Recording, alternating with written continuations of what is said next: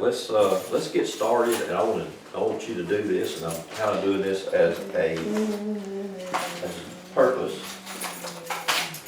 Everybody just touch your heart or touch your chest area, and just repeat this after me. Say, I am with great reverence. I am with great reverence and great wonder and great wonders created and set apart and distinguished from all creation to be like my Creator, my Father, God. Yes. All right. See, amen. And that's what the Bible says. Okay, starting out, I wanted to say this up front as a repeat of things that I do say, that the Bible is not a, Son, you want to give her a Bible? Thank you. Thank you. The Bible is not a history book. I realized that right out of the first starting gate, right out of the get-go. That's contrary to what you've been taught. I know that everybody looks at it and thinks about it and talks about it like it's a history and read it in that fashion. But if you study it and you really set your mind to research the things in it, you realize if it is a history, it's not accurate. That creates a lot of problems because of its inaccuracy. Now, if you took the Bible 100 years ago or more, before pre-computer, if you took the Bible and you studied it, it would be very few people, probably 1 out of 1,000, maybe 1 out of 100,000, who had the kind of photographical memory that could remember the contradictions that are in it. Or in other words, the places where it literally contradicts itself. But since the computer age, it's simple. Anybody you can Google it. You know, and Google's God, knows everything. But it's not just Google being God or knowing everything. It's that the computer puts it in a memory bank, and all you have to do is through the click of a button, you can check. And so therefore, anybody has at their fingertip the ability to check and see what a vast book like the Bible, 66 books compiled together, it makes up somewhere between 12, 14, 1,600 pages, depending on the kind you have, is a huge book. And most everybody, I know when I first started reading the Bible, which has been 46, 48 years ago, it's hard to believe it's been that long ago, but I was in my mid to late 20s, mid-20s, when I first started reading the Bible. Prior to that, I didn't read it. And when I first started, I'm going to tell you right now, I thought there's not any way anybody could ever read this whole book. And of course, I got involved with a group of people who was making it a discipline to read a certain amount of chapters a day, and then you could read the whole Bible in a year. And for me, that was a huge mountain.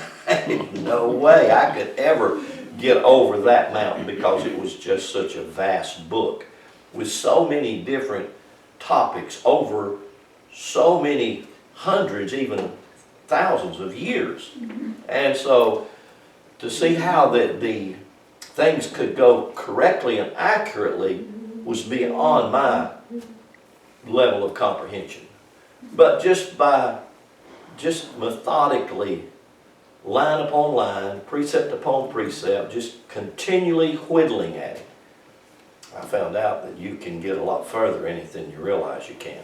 And so I found out that I had an ability to remember a lot of things that I had read that I could draw back on and go back and I thought, well, now that don't fit. And so when I first started questioning the veracity of the Bible, that it could possibly have mistakes in it, that's a no-no. You remember what they told you? Oh, yeah. Oh, buddy, you better not do that. I mean, they'd throw me out already. What do you mean there's mistakes? You have to think about it. And all you have to do is you just use a little bit of logic. And you realize that this is a book that was written over hundreds or thousands of years. And some of the books are fairly long. Some of them will have 50 chapters in them. Or you take the Psalms as 150 something chapters. And so you're talking about a lot of writing. But you got to remember, a scribe back then wrote it word for word, line upon line. And anybody that's ever done that, if you ever wrote a letter and then went back and read your letter and said, uh-oh, I think I left out a word, maybe a sentence, or sure didn't spell something right. Well, I do that constantly. So if you think a scribe was able to, and I had this idea, this was the idea that I was given by the priestcraft, that a scribe was someone sitting here writing it down, and God was telling them word by word, spelling it so that there would be no mistakes at all. That is not true. It didn't happen that way. It didn't happen that way. No, but scribes would write, and that's the only way you could get it from one person to the next, when somebody had to write it down. Or if you could possibly go to a library. And there were libraries back then. You could go and look at the books and read them. But the possibility for errors was huge, and is. And that's why there are hundreds and hundreds of errors in the Bible. And all you have to do is just Google it. Just Google errors in the Bible, and it'll come up with pages and pages of things. Now, does that discredit it? Absolutely not. Please hear what I'm saying. That does not discredit it. Does it lessen it in its power or in its holiness? Absolutely not. What it causes me to do is research more and try to find out why the error is there, or was it a purposeful error? And so not to try to disprove it or not to try to discount it. What I want to do is try to prove more and more what it means. And I've come through my own study and research, I've come to realize it is not a history book. It's not trying to tell a history, because if it is, it makes too many mistakes in the history of it. But it is a mystery book that approaches the tabernacle, the temple, the house, the dwelling place of God from many different angles. And so each time it approaches to describe or to show how this building is built, how this temple is constructed, it may approach it from a different angle and therefore use different analogies, different places, different measurements to come up with the same identical thing. But when I got over that hurdle and I realized, wow, this is a book about the physical anatomy, and Genesis is the foundation of that. It lays the whole foundational structure of the physical anatomy out. And there's no mistakes, so nobody did anything wrong. That was one thing that really got me, that man and woman back there that messed us all up. And if you got any reason to be angry or mad at somebody, you ought to be mad at them. It ain't something you did. They did it. And you'd think if God is truly just, if God is truly honest, He would punish the one who done the mistake. Hello? Not you. You didn't do that. Now you may have the potential to do it and done something like it, but so that never sat well with me, and so therefore I have spent a lot of years researching Genesis, and that has become probably a theme of my life, is the Genesis story, because I think it's the foundation story of every person's life. Because I know, I don't believe, I don't think, I know that if you get the Genesis story correct for you, you have the potential and you have the ability and you have the power to heal yourself, to fix yourself, to correct yourself. And no one else can do that. Only you can do that. And only you have the purpose to do that. Or else you can stay the way you are. And my advice to you, if you're going to do that, just enjoy yourself the best you can. And live your life the best you can. But I'm saying that the Bible is a book about the perfect temple of God, which is your body, and God didn't make a mistake in building it, and there have been no mistakes made that caused you to be the way you are, other than you just living life. You live the life that you've lived step by step, and so you are where you are, but you don't have to be where you're at if you want to go further or change or anything like that. It's all within your capacity. It's in your ability to do that. And of course, I have someone sitting right here at my left hand that Alzheimer's has affected. And my prayer would be that we can reverse that, or we can change that, or we can do certain things. And so here she sat, she's listening, she's looking, who knows what's going on in there. But my prayer is words have healing power. Whether they're my words or your words. Right. Words have destructive power. Whether they're my words or your words. So I want to be cautious with my words, and I want my words to be sent forth with a power of healing that can go in there and help her make some adjustments or things that can be done to correct whatever is the issue. Right. Okay? So, I'm going to take 3 particular words that's in the Bible, and I'm going to put them over here on the board that I'm going to work with.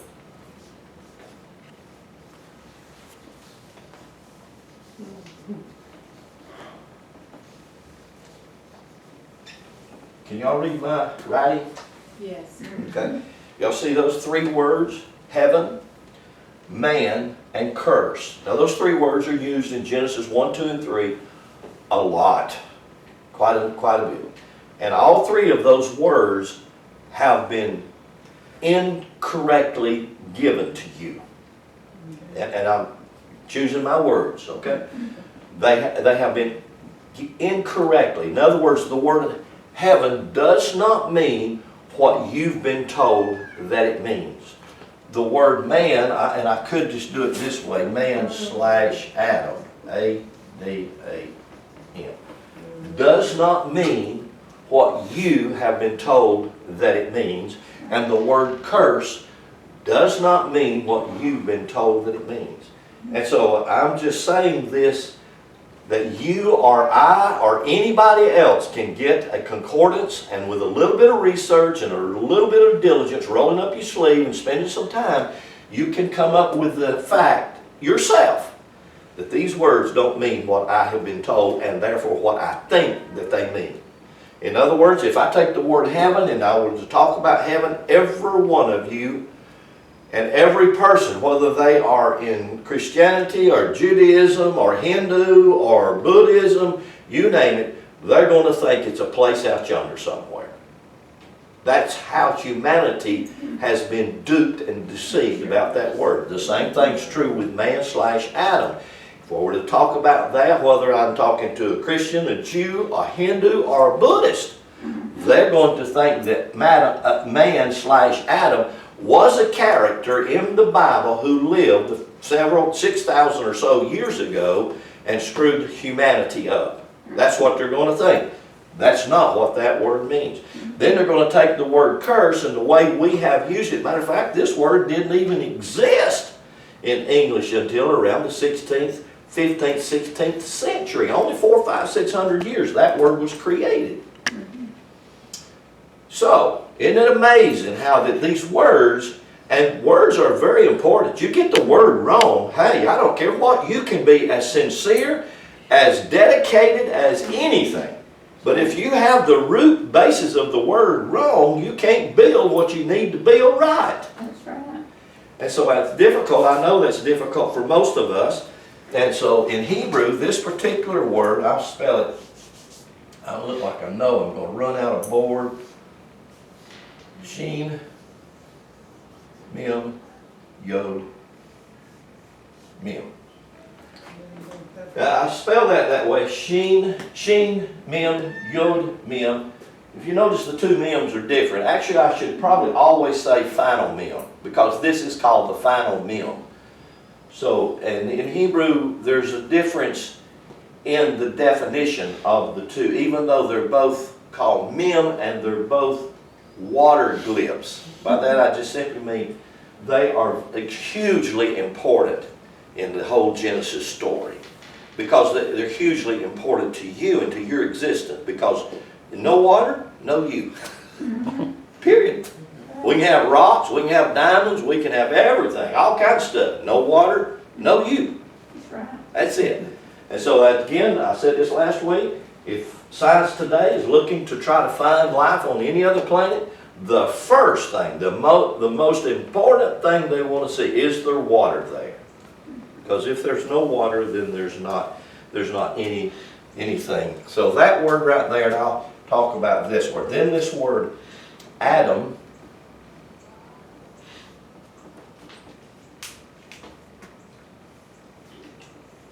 is spelled Aleph, Dalet, Mem, final Mem. Now Adam can be spelled two different ways. It can be spelled Aleph, Dalet, final Mem, or it can be spelled Aleph, Dalet, regular Mem. It can be spelled both ways. Still say the same thing, Adam. But the meaning of the word is different. Even though I would say Adam, the word would mean something different if I used the regular Mem as opposed to the final Mem. So I know that can maybe a little bit confusing or whatever. And then this word curse is spelled with the Aleph. And this is a phenomenal word in Hebrew. Aleph, Arash, Arash. So that's funny, yeah. Aleph, Arash, Arash. Okay? Arash is a 200 value. Rash means fire. Like for instance, the word for spirit is ruach. And the very first glyph in the word for spirit in Hebrew, ruach, is the rash. It means fire. It has symbolic meaning toward light or the sun. So if you're looking at the sun, you think about a big ball of fire.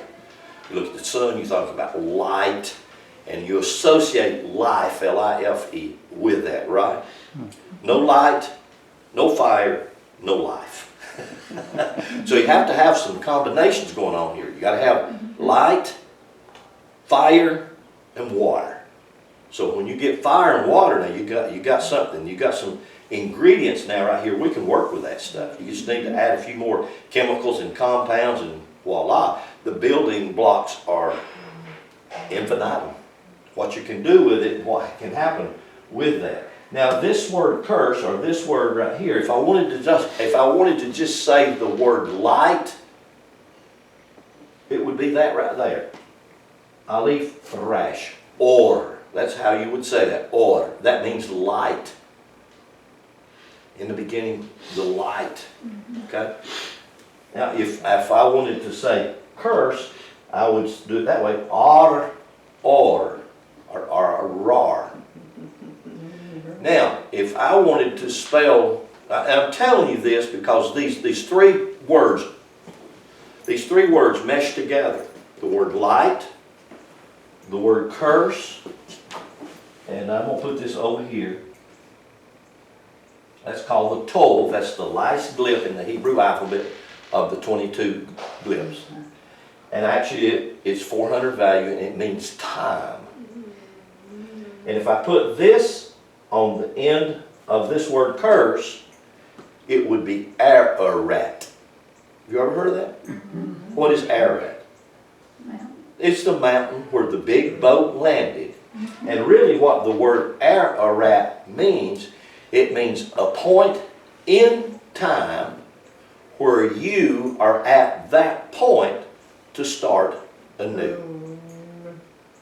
It's a phenomenal word. It's not really referring to a mountain, it's referring to a point. And you can experience Ararat every day. A point in time where you are ready to begin anew. Mm-hmm. So, that's just an overview. Those three words right there are grossly misunderstood and also misused. The ancient Hebrew text that we call Genesis was not originally written to be a history or of of the creation of the earth and the heavens and the whole universe. But it was a mystery of our Creator God's house, temple, home, dwelling place, which is you, which is the physical body. Because God built you, so God, I hope you hear it, God built you so God could move in you, right? Mm-hmm. Do you not know your body is the home of God? Yes. Exactly what it says, 1 Corinthians chapter 4 and chapter 6. Mm-hmm. Do you not know that your body, you can touch yourself, your body, and say, this is God's home. Touch yourself and do that. Touch yourself and say, this is where God lives. God's where God This is where God lives, see? Yeah. This is where God lives. God don't live out there. God lives right here. Why? Because it's in God living here that God can see its creation. Can taste it, smell it, feel it, hear it. It's God living in here. God can experience what God created. It's its whole purpose. And when you start to grasp that, you begin to realize how marvelous you really are. Just exactly like it tells you, Psalms 134. God created you wonderfully and marvelously. And those words mean with great reverence and respect. That's who you are. And that's how God sees you. So God has created you for that purpose and with that design. I want to read you something I wrote here. It says, out of their primordial being, the Elohim, that's the word for God, Elohim, when actually the word means gods or powers, and has reference to the astrological wheel. So, you know, and that alone is Bev. I know you've said this before, but to clear, God's Elohim aspects, different aspects of God. Instead of thinking, now I'm just saying, instead of thinking God as many different things, He's everything, and that, so it isn't like He's a whole bunch of, we are a bunch of gods, but God is, He has so many facets. We can't do all the things that we can do. Some of the things we've been called to do, but when it disturbs me when you say God's, because I think different parts of His personality and different aspects of Him, but to say that it just mixes me up when I think of God's, because He is just one God, and He's got all these different things that He can do and that we are, and He distributes His attributes to us of what we're to do in that. But the gods, it's just like, it's almost, I don't think it's nice at all. So, I don't know, with what I said, I don't know if you can, every time you say that, I get a mental block. Okay. Okay, well, when I see it, when I say gods, Elohim, from the ancient Hebrew, what I see is this wheel, or this circle, and then of course I see all of the divisions of this circle, which are actually 12. So when I say gods, I actually see one whole, but I see 12 pieces of a pie. It would be like for me to take a tangerine or an orange and cut it in the middle and look at it has 12 segments. And I could call any one of those segments the grapefruit or the orange, or I could call all 12 of them orange or oranges. So for me, when I say gods, I'm referring to all, because see, in all the aspects of the astrological wheel, the sun, what you have is you have the sun moving in this wheel, and in every segment of that wheel, the power, light, energy changes. It just does. Now you don't notice it, you don't feel it unless you do it drastically. Like for instance, if you were to get up from 6 to 8 in the morning, and that's sunrise. So I'm saying from this right here, from 6 to 8. If you go outside from 6 to 8, you could go out there and you could take your shirt off, if you're a man or whatever, and you could get sun and it would not burn you. Just would not burn you. But you could do the same thing. You can go out there from 2 to 4 in the afternoon, same sun, same earth, same man, and it will burn you. Now, do you think that the sun is further away at 6 o'clock and closer from 2 to 4? It's not. It's exactly the same distance. What's the difference? The difference is the power and the energy that's in it. And so that's why I say the Elohim, Genesis, when you take the Hebrew word Elohim with the mem on the end of it, right here, the mem, makes it plural. It's like putting an S on the word. It means it's more than one. So there are more than one aspects of God, but God is one. Yes. You see what I'm saying? Yeah. So when I say the gods, I'm referring to all of the 12 powers. Like, for instance, if I'm following the astrological wheel from 6 to 8, this is called Aries. This is also called the head. And so this is the energy to build in the astrological power wheel, whatever, to build the head. And so the energy to build the head is different from the energy. This right here, this is before sunrise in the morning. This is Pisces. The energy to build the feet was a different energy to build the head. And if I'm looking at the man, human laid in this astrological wheel, I would have the head, I would have the shoulder and the neck, and then I would have the arms, and then I would have the lungs, and I would have the heart, and then I would have the abdomen, the womb, and then I would have the pelvic, and etc. Come right on that around to the thighs, the knees, the below the legs, and the feet. And the energy of the sun and the knowledge of the sun is what builds all of that. So it's a different level of energy, and if you notice, it does it every day. So that's what, when I was saying, even though I see the plurality and the differences in God, but I still see one.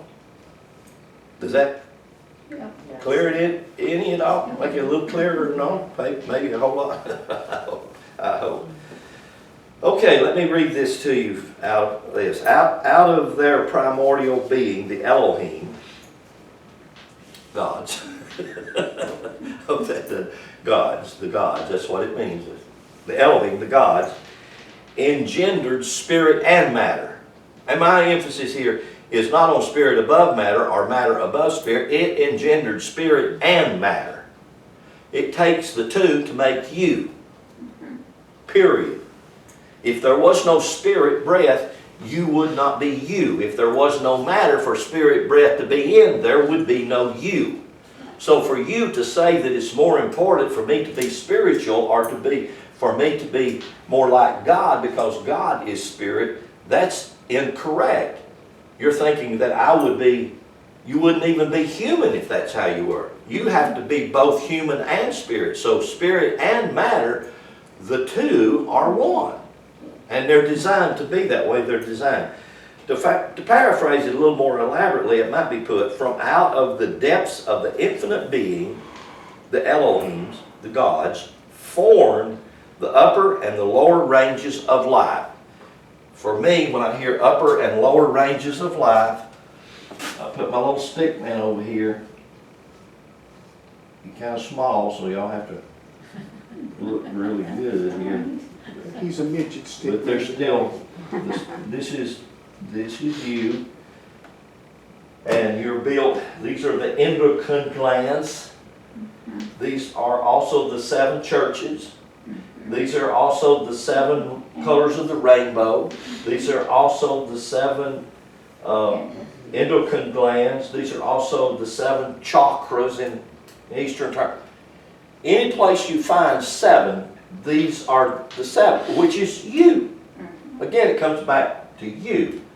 Right. So, yeah, and knowing that or getting that, and the upper, this upper would be, we use the word heart. And you remember last week I talked about the word heart really referring to the core.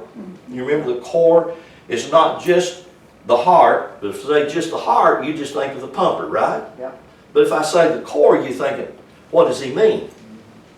Didn't you? If I said the core, what do I mean? Well, see, I'm meaning everything from the head to your sexual organ as one. How could that possibly be? There is an organ that God put in you that makes all that one. That organ God put in you, which is an organ, is called your brain. But yet we restrict the brain to the head and don't look. And I told you about when Connie would take her to the neurologist, he would pull his little rubber thing out. I wish I had it. I'd show it to you. He would pull it out, and it would be the organ of the brain, and it would be just exactly like that. And of course it has all these. In other words, the brain is not just restricted to here. The brain goes down, it incorporates the heart, the lungs, the kidneys, the bladder, the sexual organs. It incorporates all of that as one, and that's called in ancient material as your core. Got translated as your heart. If you see it as your heart, you're just looking at the thing that's pumping blood. But if you look at it as your core, you realize it's not just pumping blood, it's making my entire body function. It's going on right now. Because your bladder's bladding, your liver's living, Cleansing. your lungs are breathing. They're all doing it, and they're doing it all simultaneously. In other words, one of them's not having to make a choice of, hey, let me filter here a little bit while y'all doing everything. No, it's all functioning and working as one. So that's your brain. That's the function of your brain. Your brain's function. And your brain's function is not to think. Your brain's function is to take thought and send the synapse throughout your body and cause your body to respond to the thought. Right? And so that's, your brain is like a thunderstorm. Why? Because you have so many thoughts and you have so many functions going on inside your body. That's the brain's design. That's how it's designed. But the mind is all around you. The mind is like an auric field, and that mind is also called your soul. Well, your soul and your spirit are designed to separate in unison, but yet they're separate functions. They're separate designs. They're not the same thing. Just like your brain is not your bladder. But your brain and your bladder function together. They have to work together to create and to do the same thing. So the upper and the lower. The upper generally is called the spirit. The lower is generally called matter or material. And that which connects them in the heart or the core is called the soul. You have to have that to bring it both together. The soul. So he says, I just read just what I said over here, that the upper and the lower ranges of life. The upper and the lower worlds are heaven and earth. Just like this right here. This word heaven, sheen mem, this is the upper, yod mem, this is the lower. So the word heaven is talking about the upper and the lower aspects of your being. And that's what the glyphs mean. That's how the glyphs are designed to be that way. So the upper and the upper are the spiritual, the lower is the material, and the idea is from the head source of being, the creative powers create life in two aspects, spirit and matter. And that spirit and matter. Not spirit, and I don't need matter. You need your body. But you need your body to function the way it's designed to function. Right. And the only way it's going to function the way it's designed to function is for you to treat it the way it's been designed to be treated. And we don't do that. I don't do that. But I'm learning. I've got to learn how to do that. Now I want to read you something out of this book. This book was written in 1927, and is considered a magnum opus of all spiritual material. And of course, you see, it's pretty big. It's about 700-800 pages. And I want to read you something here that Manly P. Hall wrote. And he died in 1990, but he was a phenomenal writer. Wrote a lot of books. Matter of fact, you can still go online and still hear some of his talks. You can just Google them, you still get them. The Greeks, the Persians, the Egyptians, and the Hindus considered a philosophical analysis of man's triune nature to be an indispensable part of ethical and religious training. The mysteries of every nation taught the laws, elements, and the powers of the universe were epitomized in the human constitution. That everything which existed outside man had its analog within man.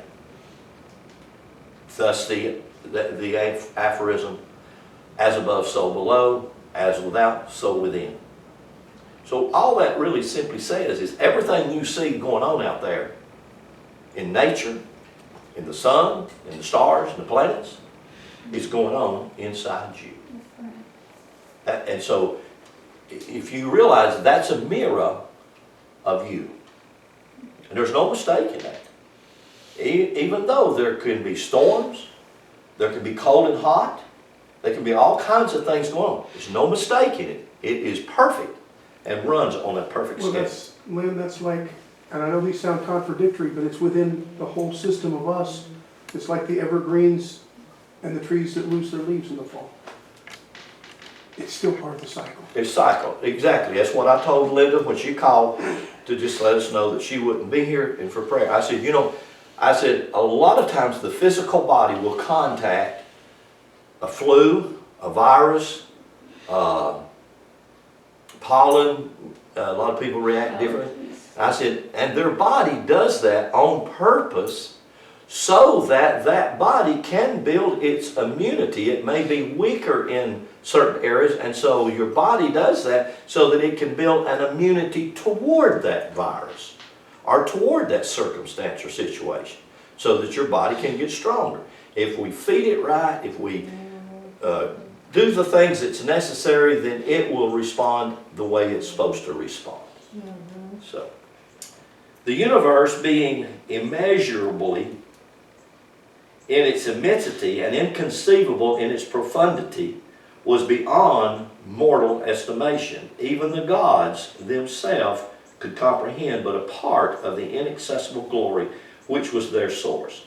When temporarily permitted with divine enthusiasm, man may transcend for a brief moment the limitations of his own personality and behold in part that celestial effulgence in which all creation is bathed. But even in his periods of greatest illumination, man is incapable of imprinting upon the substance of his rational soul a perfect image of the multiform expression of celestial activity. That's a lot. But what he's saying is whatever is out there in the celestial is also right here in the terrestrial. So what is in the spirit is also in the natural. What is out there is in here. And he goes on to a lot of ways of explaining that and talking about that in different ways. Look right there.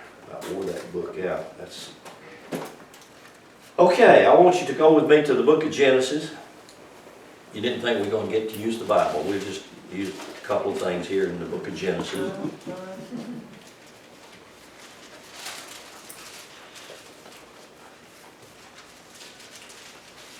Just read three passages that we read last week. Genesis chapter 1, verse 6. Genesis chapter 1, verse 6.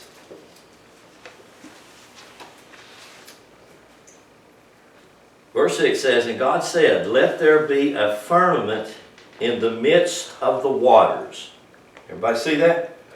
Everybody say, in the middle, In the middle. midst, core of the waters. Oh, That word midst is actually the Hebrew word, and we talked about it last week, it's the Hebrew word tavek.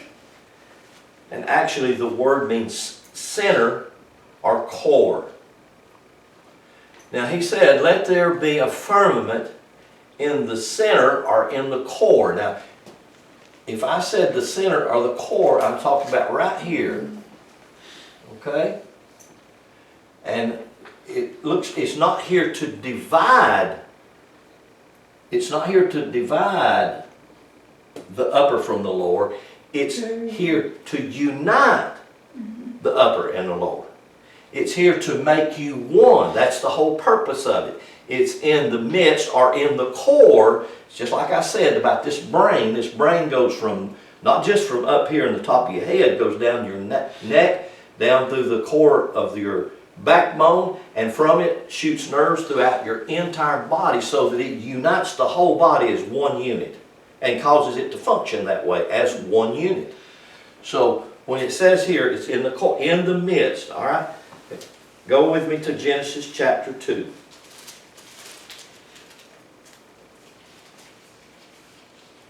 Okay, and this is in the midst of the waters. This equals waters. It's called heaven, but it actually equals waters. The waters above and the waters below. It's the waters that building blocks for the human body. The waters. In the middle of the waters. Midst of the waters. All right, Genesis 2:9. Everybody over there? "And out of the ground made the Lord God to grow every tree that's pleasant for sight and good for food, the tree of life also in the midst of the garden." Everybody say in the middle of the garden. Or in the core of the garden. In the core. In the core, same word. It's hard for you to do that, isn't it? In the core. Again, where's the core? The core is that part that goes throughout the entire body and makes it one. Pulls that together. We call it heart. We say that. We call it heart. Or if we say it's in the middle, we don't see its full picture. If you say the core, now you can start to see its full picture, because if you say the core, you're not just talking about the brain and the top of the brain, you're talking about the nerves in your gonads, in your sexual organs, or in anywhere else in there. It's in the core. It's in the very center of your being. In other words, it's combining your whole being to one place, in the midst. And you notice it says, where does it say that this one's at? In the midst of what? In the midst of the garden. The word garden in Hebrew is the word gan. And the word gan means protected place. It's referring to the embryonic sac in which this is built and developed. In other words, the human body, the temple, the tabernacle of God is built inside the womb of a woman in an embryonic sac. That's what the word garden means. Now I know you get the picture when they translated garden, you're looking, if y'all see I posted my garden on Facebook, Jamie responded to it, and a lot of other people have seen it, said, wow, that's a pretty garden. And it is a pretty garden, and it is a garden, but that's not the proper use of this word gan. If it said protected place, then it makes you have to stop and think, whoa, wait a minute, a protected place, what does that mean? That means that it's protected.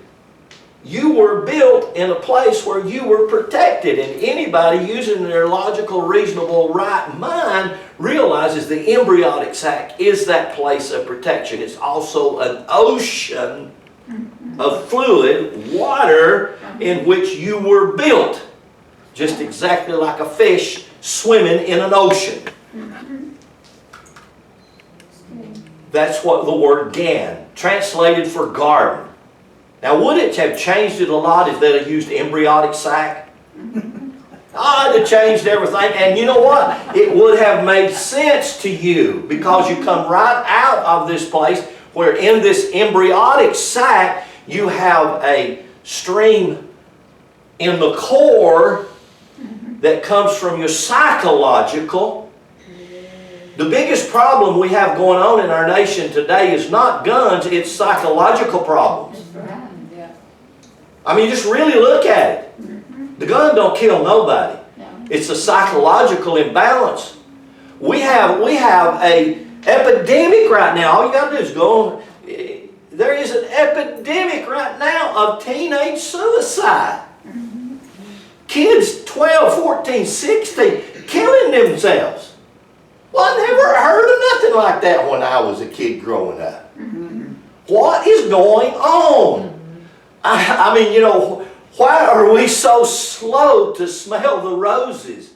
I mean, look around and see what's happening. We have a psychological deficiency in our culture today. We're not training them. We're not teaching them. We're not giving them the disciplines that's necessary for them to grow and function the way they're designed to function. And therefore, when they get 12, 14, 16, 18, they have lost their meaning for life and they want to die and they kill themselves. God, That's true. psychological. And so right here in this part, the first midst was between the waters. In other words, God now is bringing the waters from above, spiritual, and the waters from below, material, and He's merging them together. It's called fire and water, breath and water, and He's creating you. God, that's something. But in the midst of that creation, here is the second thing. He says, in the middle of the garden, and now He goes right out of this into the heart and the four extremities called the four rivers, and goes right out of this chapter into the next chapter, into the nafesh, which is the psychological aspect of your being. And he says it's in the midst of that too. Matter of fact, just go with me right there next. Genesis chapter 3. Just go to that part.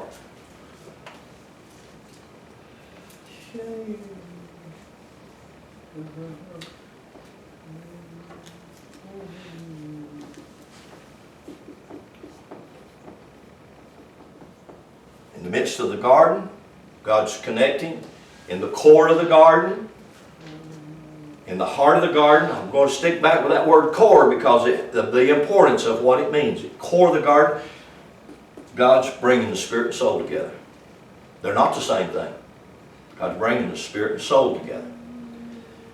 In Genesis chapter 3, verse 3, but of the tree which is in the midst of the garden, here again, this is the third place this phrase is used. It's only used this way. Third place. In the core of the garden, and in this place where God is already in Genesis 2, He's tied the spirit and the soul together. In this place right now, He's beginning to tie the psychological to the experiential, so that now you know how to live your life. And how do I get that? Well, let's go back up to Genesis 3:1. It says, and now the serpent. The word serpent, nachesh. Let me spell these two words for you. I don't know if I even wrote them down here somewhere. Oh well. I just...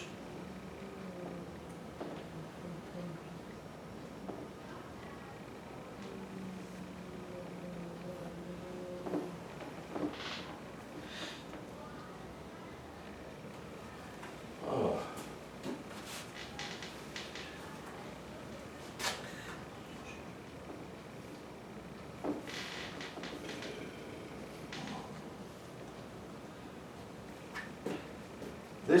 This spelling right here, nun, fe, sheen, nafesh, that's the word for soul. Okay? this word here, non, cheot, sheen, nachesh, the only difference is the fe and the cheot. That's the word for serpent. And when I say serpent, do you know what you think?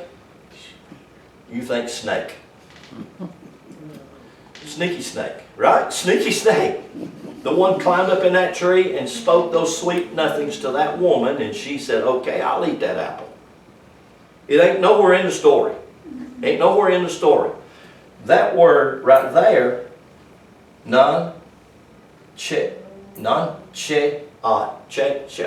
that word means to learn by experience. I can take you, well, I just tell you what, let's do it real quick now. I'm right on the end of I wanted to finish, but I realize these things are so complicated. 1 Kings chapter 20, if you can just find it real quickly.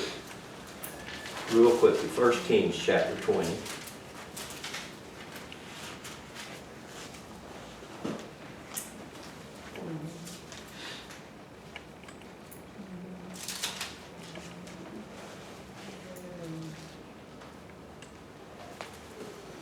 First Kings chapter 20, and look at verse 33. And I earnestly ask any of you to get a concordance, or anybody here interested in it, get you a concordance, look this up for yourself.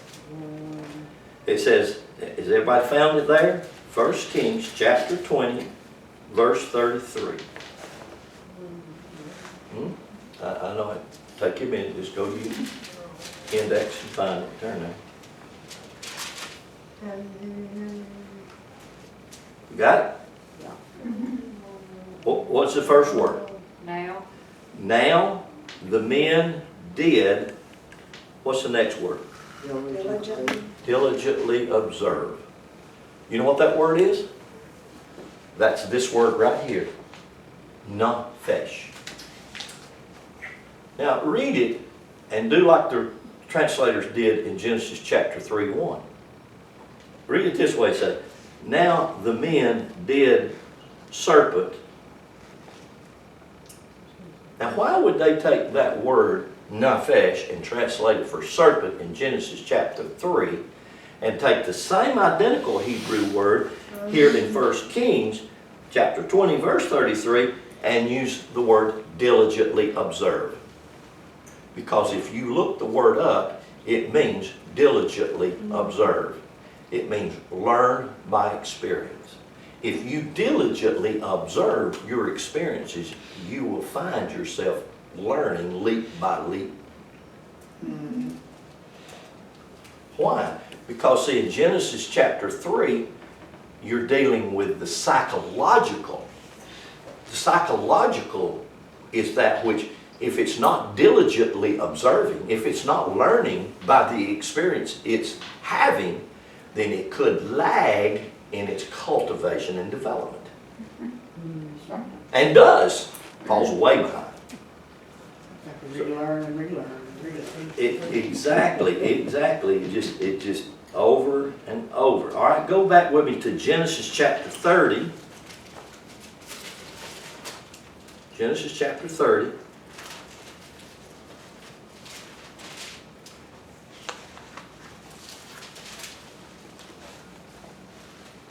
Right there, Genesis chapter 30, verse 27.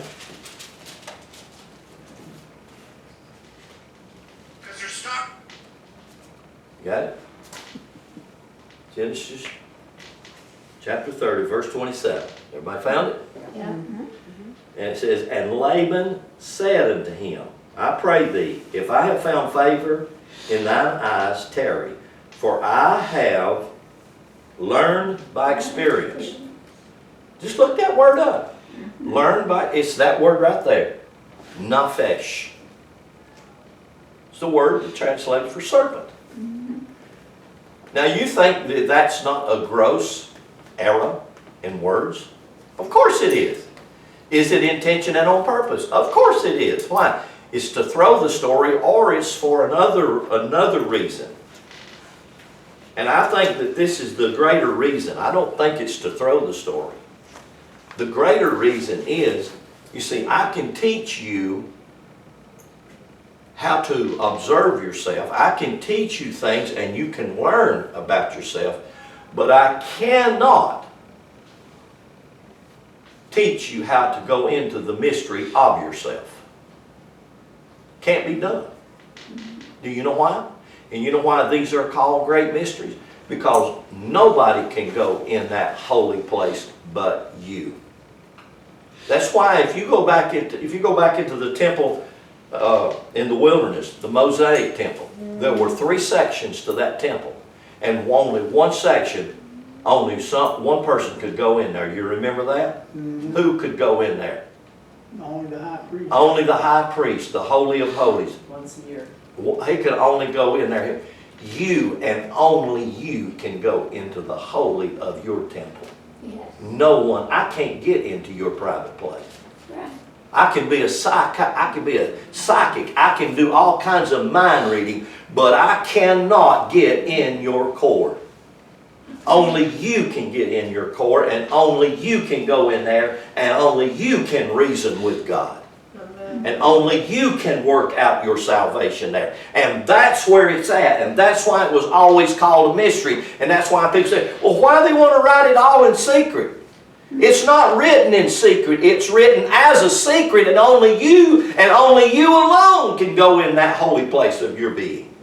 That's like eating an apple. I mean, you can sit there and describe to us how that apple is, and we can watch you eat that apple, but we're not going to know what it tastes like until we go into it, until we eat it ourselves.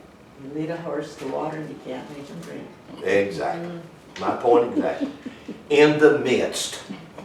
Yes. In your core. In your core. Nobody's in there but you and God.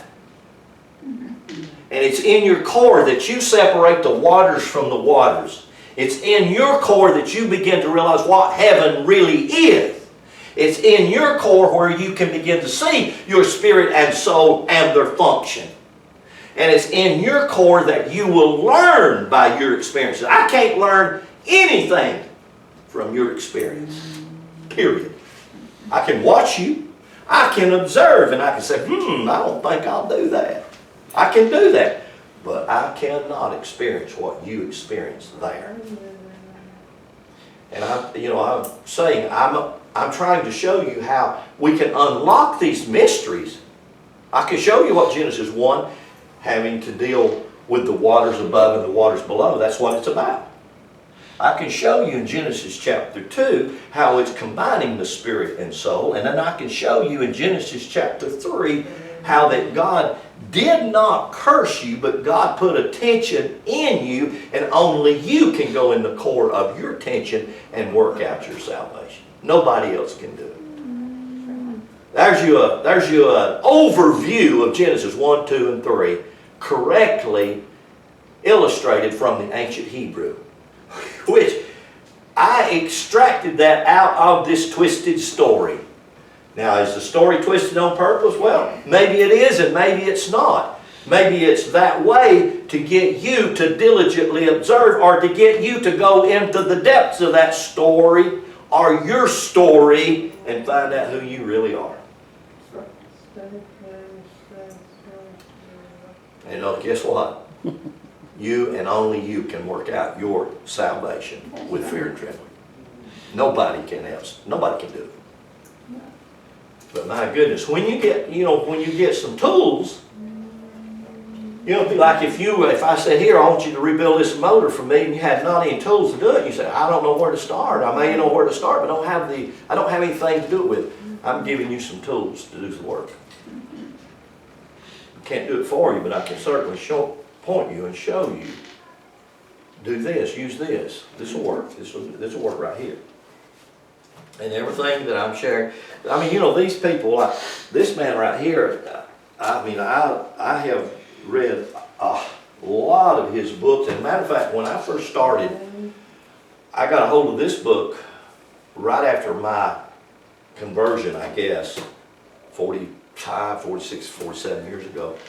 And I wanted to go to his school out in California, but I was married. Connie was pregnant with a new baby and just couldn't afford to do it. So I wanted to do his correspondence course because his college or school is still a school that develops a lot of people who go into politics and go into different law. A lot of people who go into law, they graduate from this school.